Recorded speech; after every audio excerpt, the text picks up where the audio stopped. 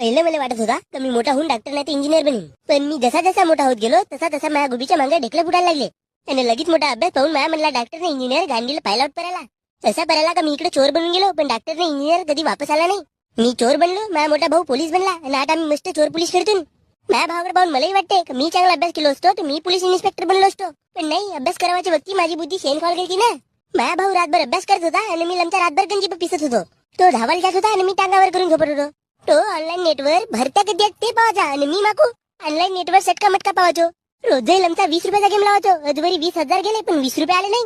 आणि याच कर्माचे फळे मला आज भेटत आहेत. माझा मोठा भाऊ पोलीस बनून देशाची सेवा करत आहे आणि मी लमच्या इकडे चोर बनून स्वतःची सेवा नसो करू शकत. इकडे घुबी ढुवायला गेला का माशा भोंगावटेत, म्हणून म्हणतो बापू चांगले शिका. काऊन तर बापू आज तुम्हाला वेळ आहे, उद्या नाही. आणि एकदाची वेळ निघून गेली तर मग झाला सप्पा डुबीत खाणार जाते.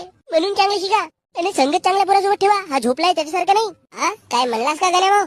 नाही बे काहीच नाही म्हणलो, तू झोप.